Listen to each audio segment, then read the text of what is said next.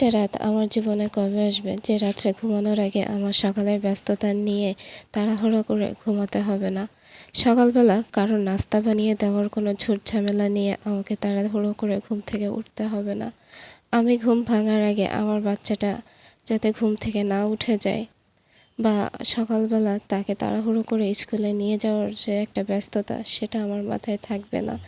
এমন একটা দিন বা এমন একটা সকাল কবে আমার জীবনে আসবে?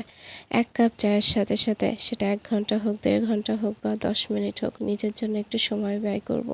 কেউ আমাকে পিছন থেকে তাড়া দেবে না যে একটু দ্রুত করো, দুপুরে রান্না করতে হবে বা এই কাজগুলো পড়ে আছে করতে হবে। যে সময়গুলো পার করি সে সময়গুলো সবসময়ই সোনালি সময় হয়।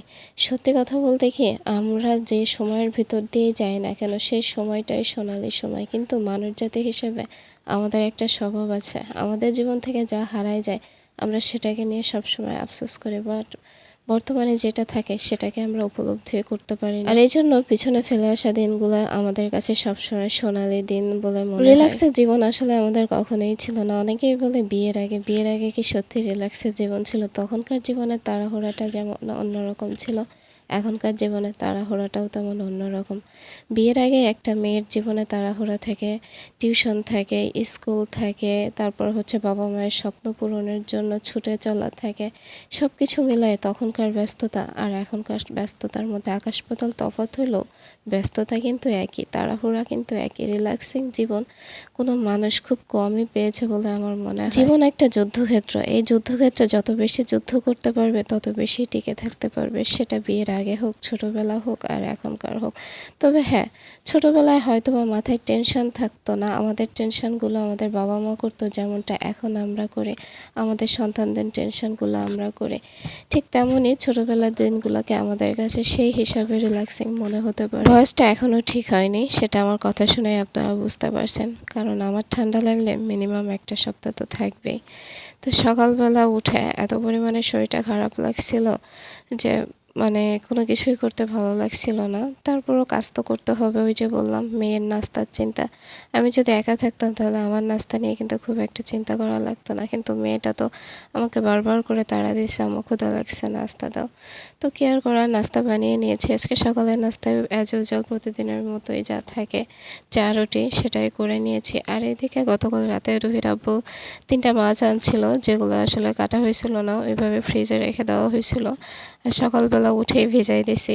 মুন্নিকে বললাম কাপড় চোপড় ধুতে হবে না, আজকে তুমি মাছগুলা কেটে দাও। আমার বাসায় মাছ আসলে সবসময় খালাই কাটে, কিন্তু মাছগুলো অনেক বড় বড়। আর যেহেতু আমার খালার গায়ে সত্যি কথা বলতে ১ ফোঁটা গোস্ত নাই, এত বড় মাছ ধরে কাটার শক্তি তার কাছে নাই, যার জন্য মুন্নিকে দিয়ে মাছগুলা কাটিয়ে নিলাম।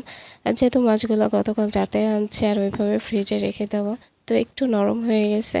মুন্নির কাটতে একটু অসুবিধাই হচ্ছিল। শীতের প্রতি কেন জানি না এক রকমের বিরক্তিই চলে আসছে, মনে হচ্ছে কবে শীতকালটা যাবে। যদিও আমার কাছে কোনো সময়ই শীতকাল ভালো লাগে না, গরমকালই ভালো লাগে। এই কথা শুনে অনেকেই অবাক হয়, কারণ সবাই সারা বছর অপেক্ষা করে কখন শীত আসবে, কিন্তু আমার কাছে তেমনটা না।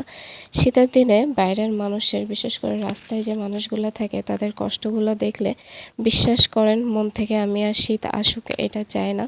গরমের দিনে গরম লাগলেও দেখবেন খোলা আকাশের নিচে শুয়ে থাকলেও একটা প্রশান্তি থাকে, কিন্তু শীতের দিনে সেটা সম্ভব হয় না। আর এই জন্যই শীতটা আমি একদমই মন থেকে অপছন্দ করি। এটা শুধুমাত্র আমার একটা ভালো লাগা খারাপ লাগার কথা বললাম, কারণ অবশ্যই আমাদের রব আমাদের ভালো খারাপ সব কিছু চিন্তা করে এই সিজনগুলো আমাদের জন্য দিয়ে থাকে।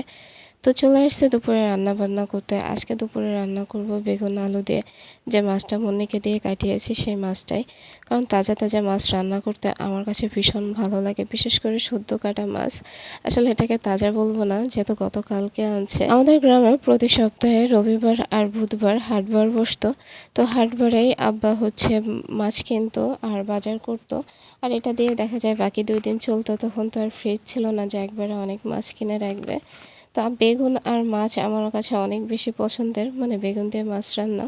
তো দেখা যেত আব্বা যখন মাছ কিনতো বা হচ্ছে বাজার করতো, ওই দিনই রাতের বেলা ওই টাটকা টাটকা হচ্ছে মাছ মা রান্না করতো। আর অপেক্ষা করতাম যে মায়ের রান্না শেষ হবে কখন, আর আমি গরম গরম ভাত সিলভার কাপ মাছের মাথা দিয়ে খাবো। এমনকি এই মাছের মাথা নিয়ে আমাদের 2 বোনের ভিতরে ঝগড়াও হতো, কারণ আমার বড় আপুও খেতে চাইতো। তো মা ভাগ করে দিত যে রবিবারে আমার বড় আপু খাবে আর বুধবারে আমি খাবো।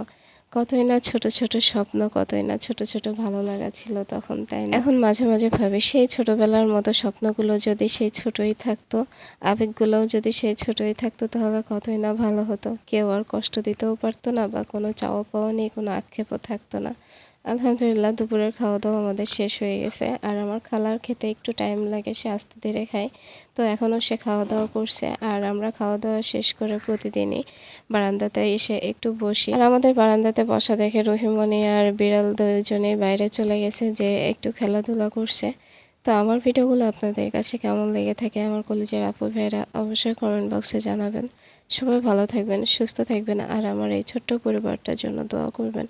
ইনশাল্লাহ দেখা হবে নেক্সট ভিডিওতে। আল্লাহ হাফেজ।